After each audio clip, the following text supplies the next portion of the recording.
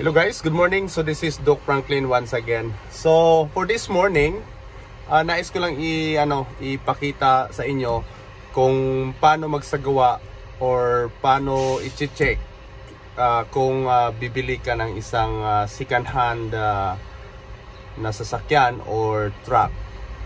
So ayan, isa-isahin ko kung paano ko siya umpisahan at paano ko siya gagawin na yung turo ang pag-check since this truck is second hand and the mileage is 350,000 kilometers. So itong sasakyan na ito ay isang car carrier. So nandun yung kanyang mga safety features na kailangan mong i-check na maigi. Isa na dito yung kanyang engine.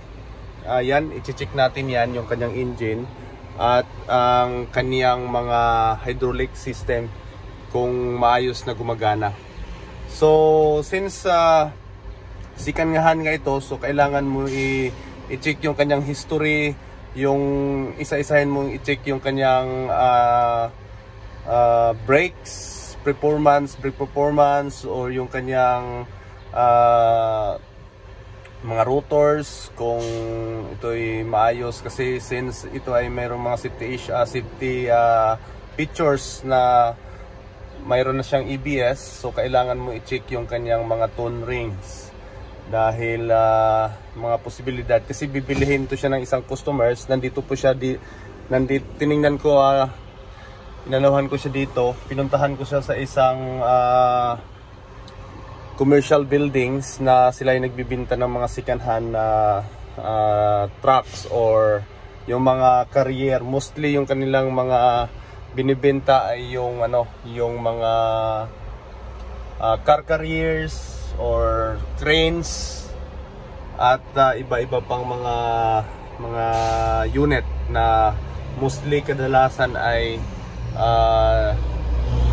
yung mga naghahakot ng mga sasakyan or naghihila ng mga sasakyan, yun yung kanilang mga binibinta rito. So since yung ang may-ari nito ay kailangan daw ipa-check maigi, so ayan, bawat makikita kung may problema siya sa hinaharap, yan, kinukuhanan ko siya ng pictures.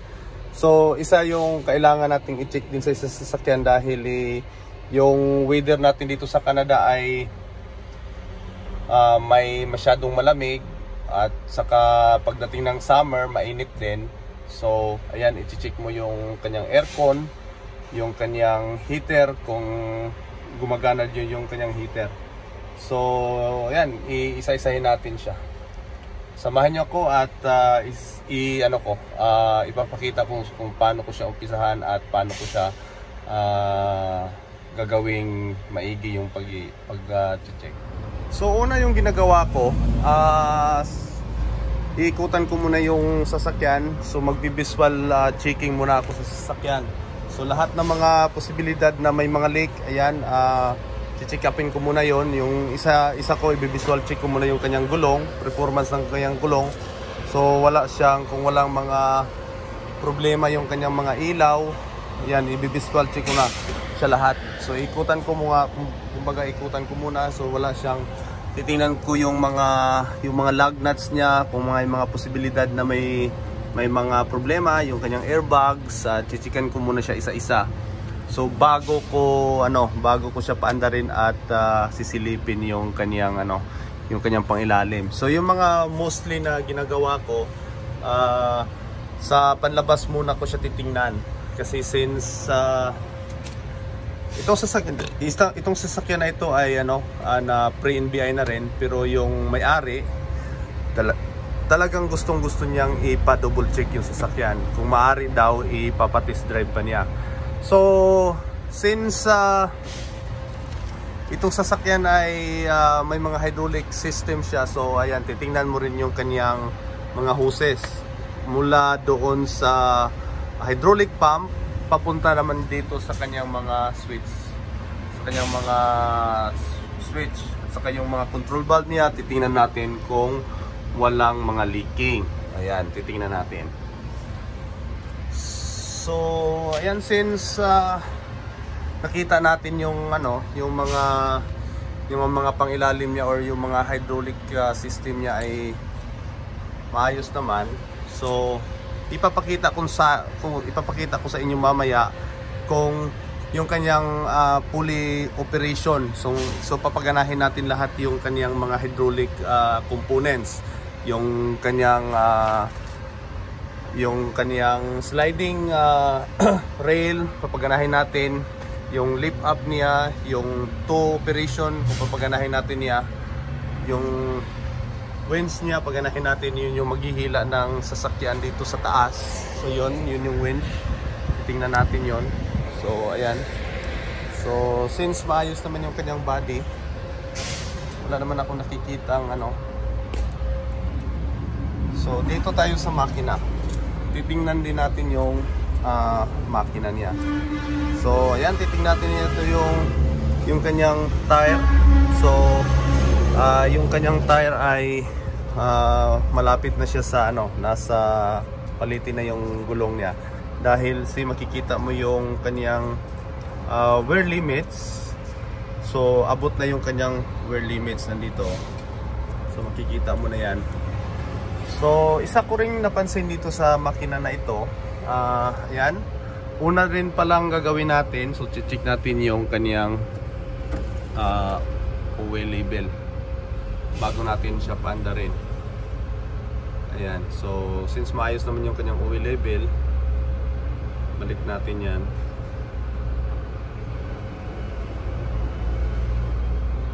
Ayan, balik ko na natin.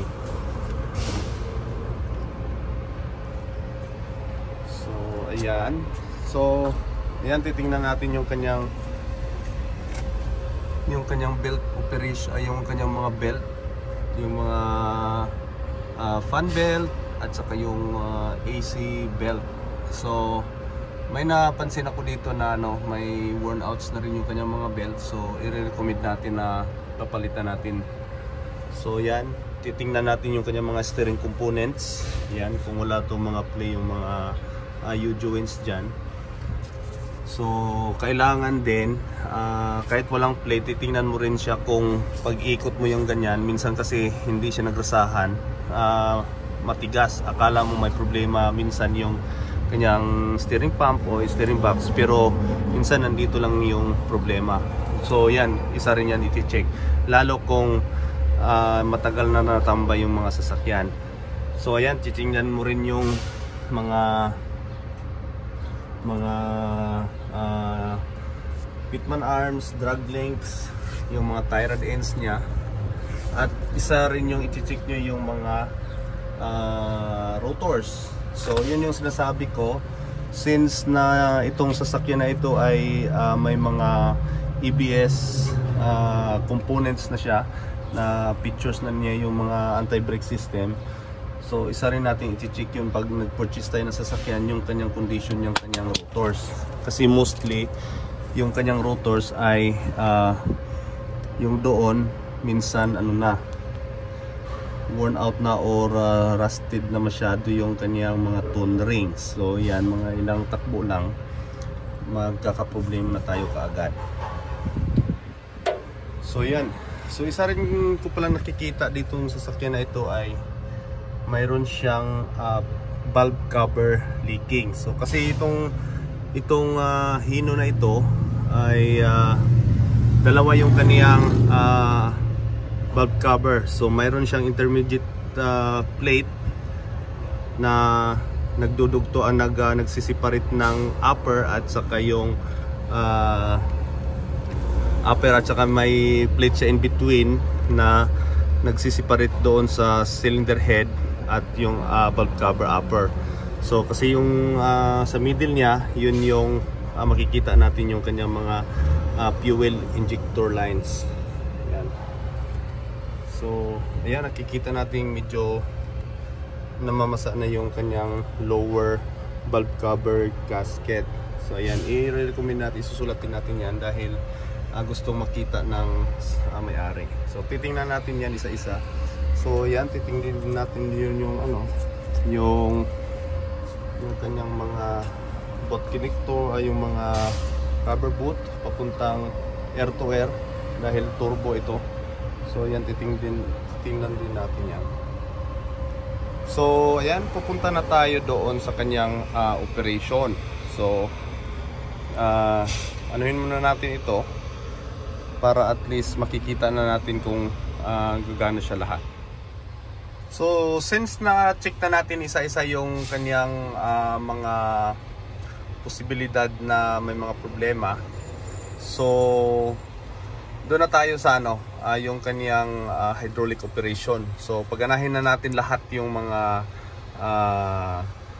hydraulic components niya na para at least makikita natin siya kung gumagana lahat.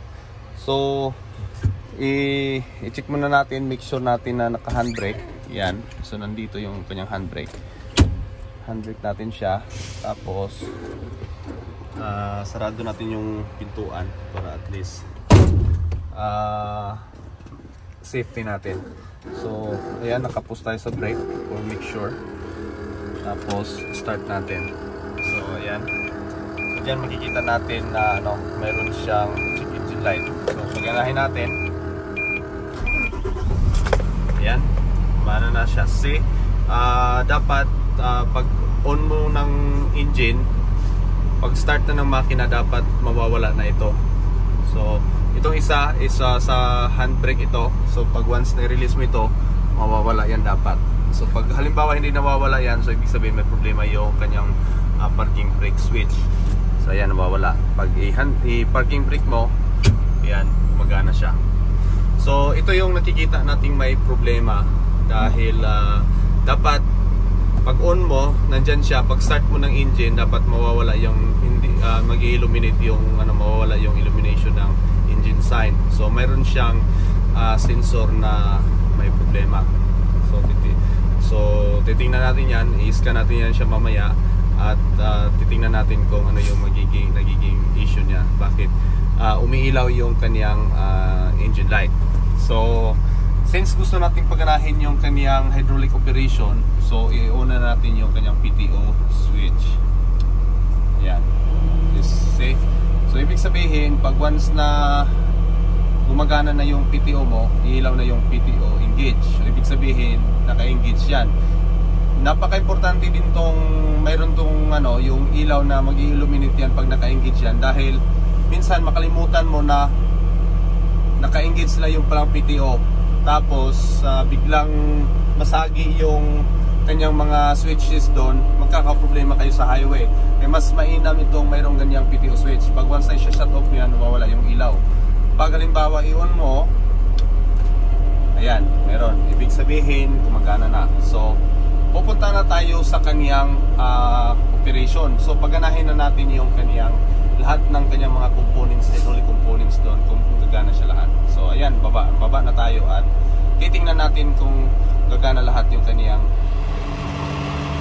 So since nakaangat yung kanyang kanyang plate, so titingnan natin yung titingnan natin yung kanyang operation. So ayan, ibaba natin muna. Ayan, gumagana na siya.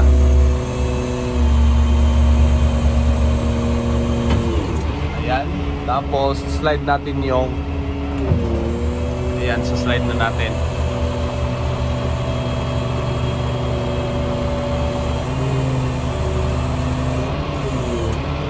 So ayan, gumagana. So paganahin natin yung yung toe pickers, yun yung nagpipick up ng sasakyan pag halimbawa masiraan ka. So titingnan natin yan kung gagana yan. So nandito yan siya.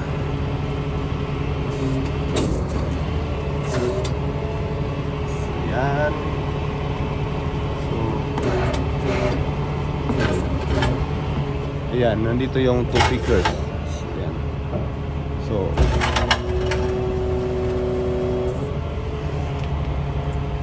nandito yan.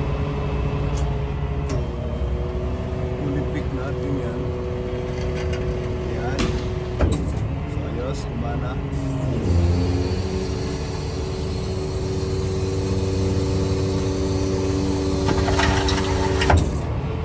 Ayos. gumana lahat yung kaniyang mga hydraulic components. So ayan, okay na tayo dyan.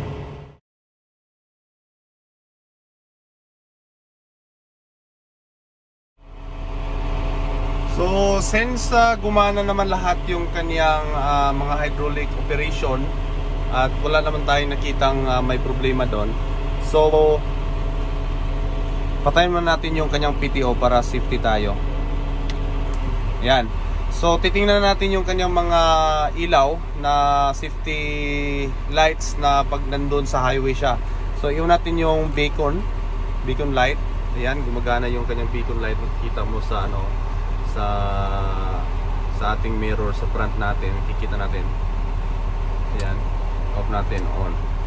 So paganahin natin lahat, work mode, yun yung yan, paganahin natin lahat ng mga switch doon. Tingnan natin.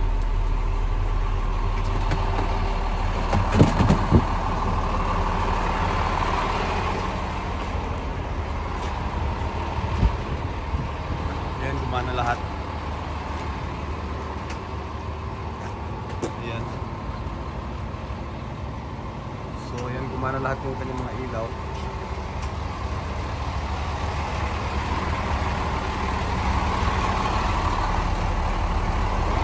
Ayan.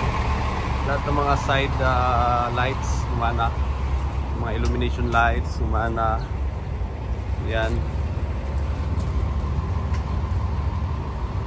Kailangan lang natin yung kanyang mga yung mga reflectors. Kailangan natin sa rear reflectors. Susulat natin yan. Maayos naman. So far maayos naman yung sasakyan. So tingnan natin yung mga ilaw, plate light, gumana. So nakikita natin ito, kailangan natin itong palitan. Palagay natin to ng yung mga yung kailangan visible siya sa kalsada. So mayroon siya dapat na maayos na mga reflectors. So dahil so yan, palagyan natin to ng reflectors kasi ito yung nauuna. So kailangan ito natin lagyan ng reflective tapes. So palagyan natin yan. So yan, iwanan naman natin ilaw. So hindi naman faded yung yung mga headlight niya. So ayos yan. So since okay naman yung kaniyang overall lahat ng mga ilaw niya, nakita na natin gumagana naman lahat. So shut off na natin yung kanyang mga switch doon para at least walang problema. So ayan, i-shut off na rin natin yung kanyang headlight switch. Ayan, naka-off na. Tapos off na natin yung kanyang